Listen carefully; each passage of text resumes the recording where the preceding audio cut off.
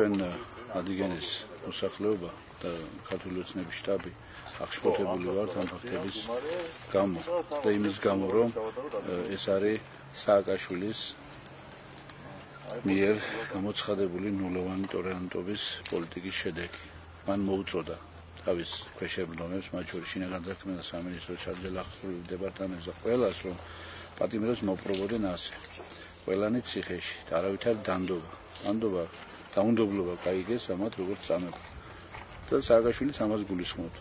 ასე რომ ეს ფაქტები უნდა აღიკვეთოს, ყველა დამნაშავე ამ ფაქტების მოქმედი პირები, დამნაშავე პირები უნდა დაესაჯონ სასჯელის უმკაცრესი ზომით. ჩვენ ქართული ოცნების Adigeni's ახალგაზრდობთან შევუერთდით ამ აქციას, რომელიც გამართულია ჯარდებულების და პატიმრების ხარდასაჭერად და ჩვენ მოვითხოვთ, რომ შეწყდეს ეს ზარადოა, რაც ხორციელდება საჯარო-აღსრულების დაწესებულებებში და ჩვენ ახალგაზრდებს ბევრს ყავს დაპატიმრებული ახლობლები ნაცნობი და არ გვსურს ჩვენ მომავალთაობას, რომ ვიცხოვროთ ისეთ ქვეყანაში, როგორიც არის ეხლა და ასე სასტიკად და ესე დაუნდობლად რომ ეპყრობიან პატიმრებს. ისინიც არიან ჩვენი საზოგადოების ნაწილები და უნდა მოვექცეთ ისე როგორც თითოეულ ადამიანს და უნდა იყოს მათი უფლებები დაცული. ეს არის ჩვენი მოთხოვნა. მე მინდა რომ ჩემი შვილთა შვილებმა მომავალმა იყონ კარგად.